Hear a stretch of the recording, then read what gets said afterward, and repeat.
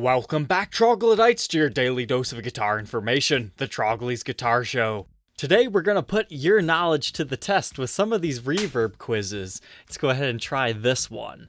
Are these guitars really vintage or relic? I know there's a famous guy who uses something like this. Gretsch is not my biggest strong point. I'll say that one's vintage, unless it's like a recreation of that famous guitar. Malcolm Young. Not starting off so good.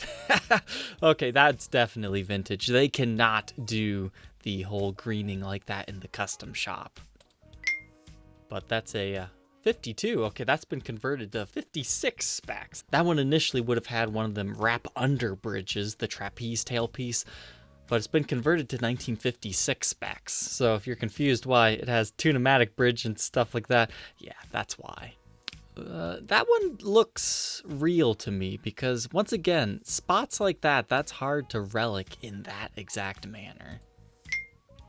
See, this one's tricky because I don't actually see any aging.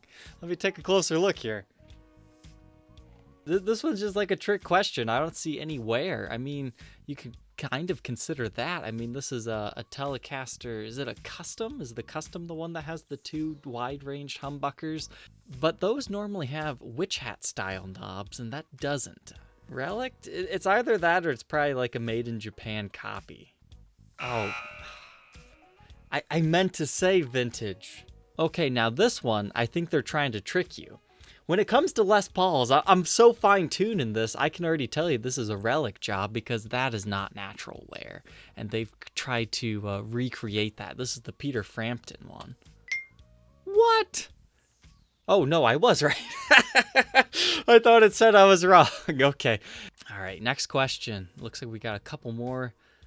Again, they can't recreate that. That's vintage. Nice. Ooh. Now that one, my first instinct is it's a relic job because that is a really clean area of wear and even the fretboard looks very systematic. But I could also see how this might happen naturally too. I'm going to go relic. See, that one would be too difficult to make it look like that. So I think this is a jazz bass, right? That one has to be vintage. Whoa!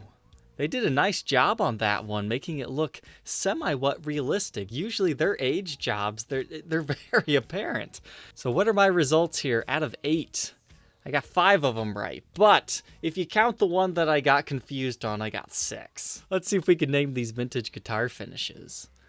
So right here we have teal blue. We can cross that out because there's nothing called teal blue.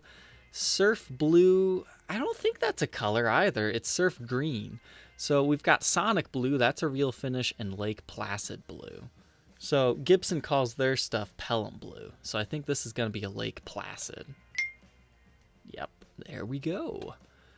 Number 2, okay, this has to be Inverness green. I haven't even looked at the options yet. Yeah, Holiday green, no, nobody's going to name it Mellow Turquoise. That one's pretty easy.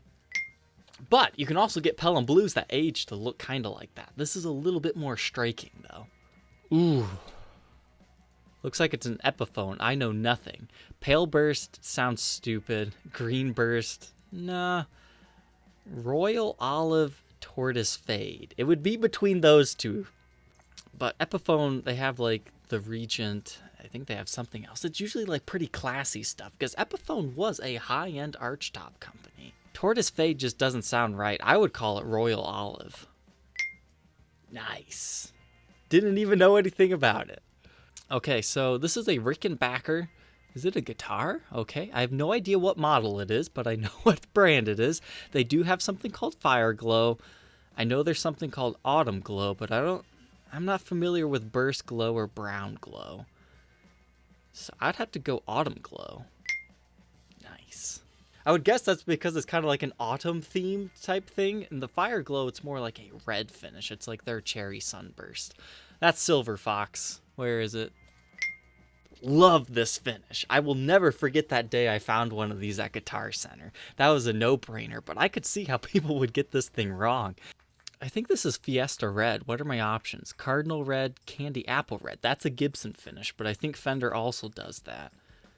Ooh, Dakota Red. I'm not sure the differences between that. This might be the screwball that they throw you. Fiesta Red was the first thing that came to my mind. It's probably going to be Dakota Red, though, isn't it? Oh, yes, I was right.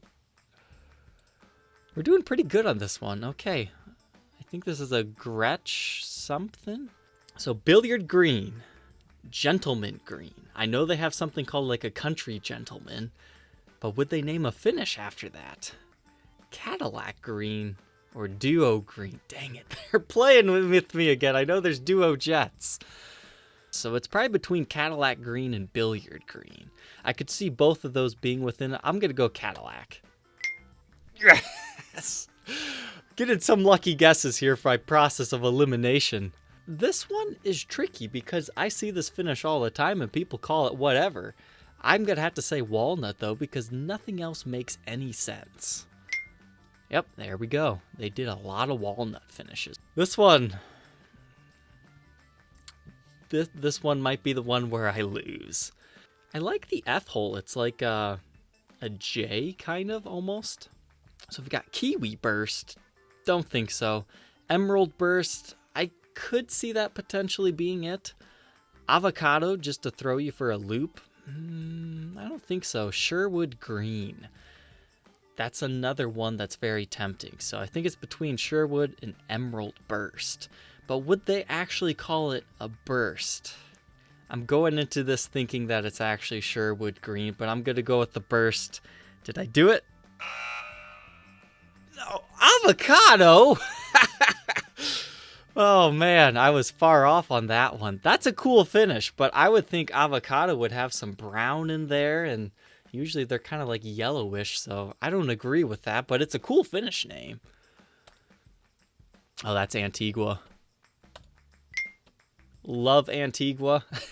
I actually saw a forum post because I decided, hey, why don't I Google myself? Trogly, what do I find? There's a guy dissing on me because I like the Antigua finish. Ooh.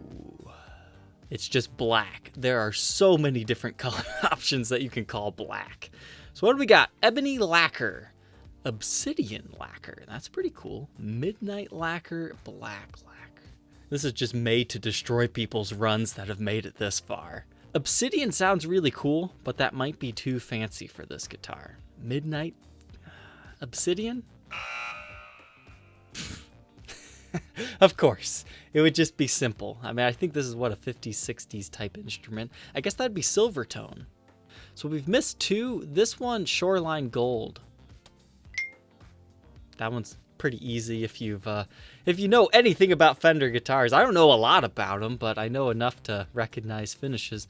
And this one would be Snowbird. Oh, there's Snow Falcon, but not Snowbird, not Eggshell White, not Cream, Polaris White. So how did we do? I think I missed two of them.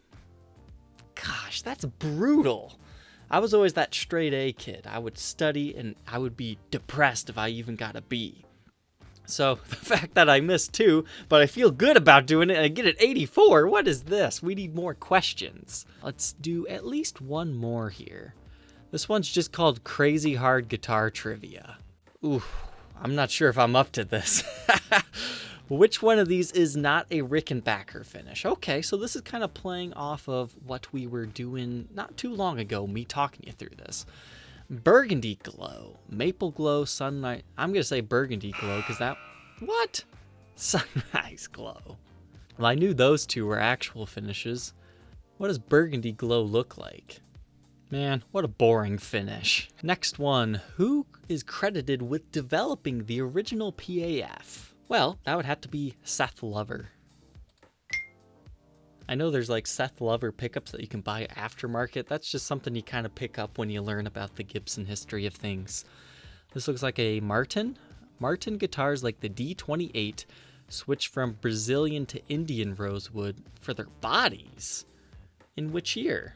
Well, what I can tell you is Gibson's switch was in the late 60s. I think it's around 67, 68, because by 69 you know that you don't have Brazilian. With that process of elimination, unless they did something weird, it could not be 46, it would not be... Well, I feel like I remember reading somewhere Martin had like this huge backstock of Brazilian, so it could be 74. So I think it'd be between 74 and 69, but I'm going to go with my Gibson history gut and say 69. Nice. So I think they lasted a little bit longer than Gibson.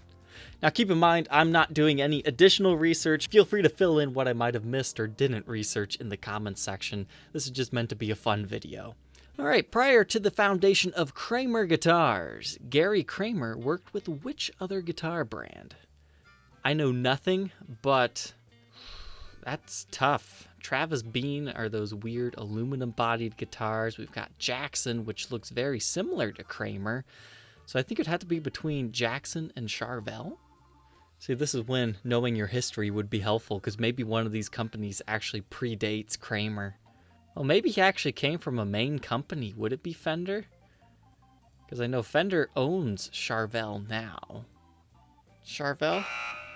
Travis Bean. This guy determining between the three wrong answers. Okay, I don't know anything about those companies. All right, 1964, Fender introduced dot inlays made of what material? So I know they have a clay, but is this the clay era? Well, they're kind of showing us a photo of the clay one. And honestly, none of these other ones make any sense. What? Perloid. Okay, so that's probably when they switched into the perloid. All right. Maserite. Who founded it? We've got Scott Mauser, Mike Mosman, Moses Malone, Semi Mosley. I don't know anything about this company. Maserite. I feel like he might be combining two names here. I really don't know. Mike? No, I would never guess that one.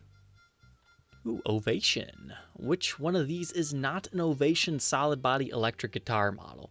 Now, the only thing that's going to help me with this is I took like 3 days, literally 3 days added up. We're talking 24 plus 24 plus 24, documenting all of David Gilmour's collection. Definitely check out this video if you want to. So, Breadwinner, yes. Preacher, yes. Deacon, yes. Legend. Thank you, David Gilmour. I would have never got this right if it wasn't for you selling your guitars. Oh, what do we got here? Gibson ES330 uses which type of pickup? I think that's the P91. Is P40s even a thing? I know P100s is a thing, but that's more of like a 90s type thing. So it would have to be the P90s. In addition to the word Gibson, a J45 from 1943 would also include what words on the headstock? I think this is, before even looking at my choices, where their catchphrase, "Only a Gibson is good enough," comes from. Yep, and it's right there. Lately, Gibson's been kind of getting flack for that motto, but it came from almost 100 years ago. They're going to have to stick with it now. The first batch of alembic modified basses with active electronics were built out of... I don't know. Ooh, but it appears there might be some cool history here. So a Rickenbacker 4001, Guild Starfire, Fender Jazz Bass, Gibson EB2s. I mean, the headstock doesn't really help me much on this one. I don't even know what an alembic looks like. Rickenbackers? Guild, yeah.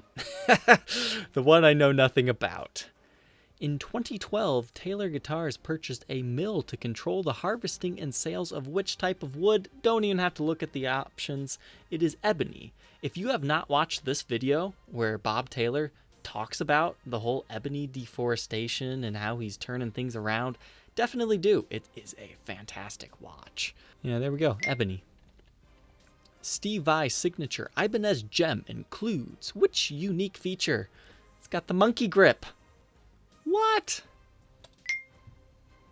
I feel like they should have just put monkey grip. He has the new Pio. I thought about buying one to review and demo, but gosh, I'm not good with tremolos, and honestly, I would not be doing any justice to that guitar body shape, so I'll leave the yin-yang symbol monkey hold thing to that guy. The bodies of Dan Armstrong's. I don't even think I need to read the rest of this. It's lucite.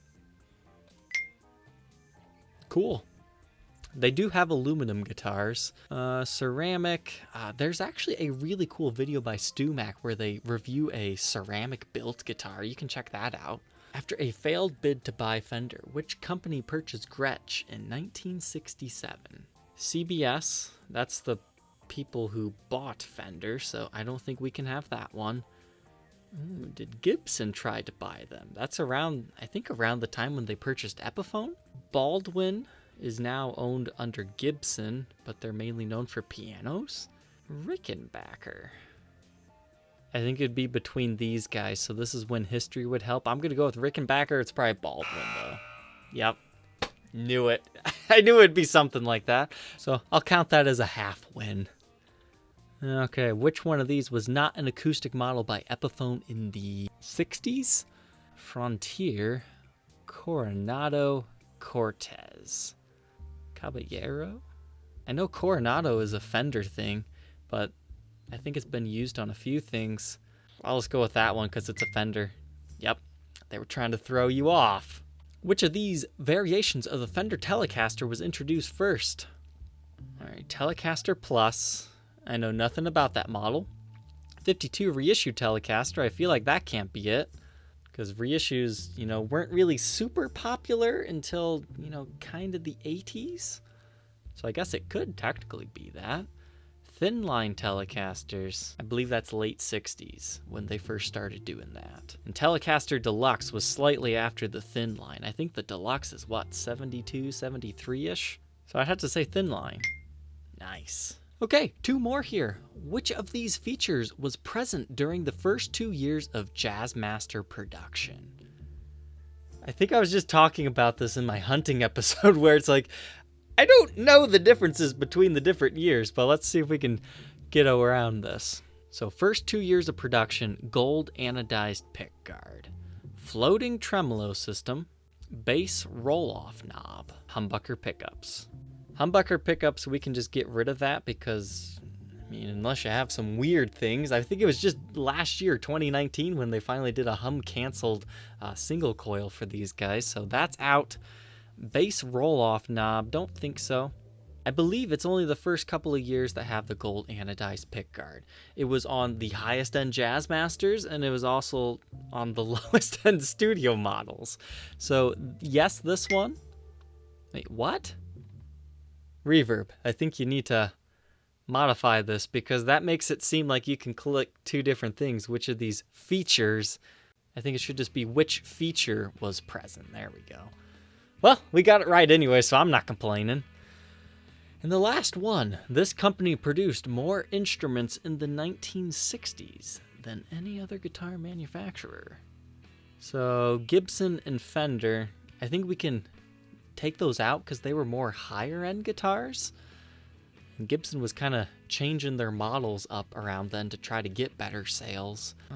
Dan Electro, I think they were somewhat affordable. The only reason why they're not affordable today is because of the Jimmy Page influence. Harmony seems like the cheaper brand. Nice. Okay, so how did I do? 12 out of 18, that's not too bad. I am a guitar master. So you guys can post your results down in the comment section below, and if you want to take these quizzes yourself, I'll put a link in the description. I had fun doing this. Sure, I missed a couple of embarrassing questions, but I hope you enjoyed. Don't forget to like, comment, and subscribe, and we will see you tomorrow on the next episode. Take care.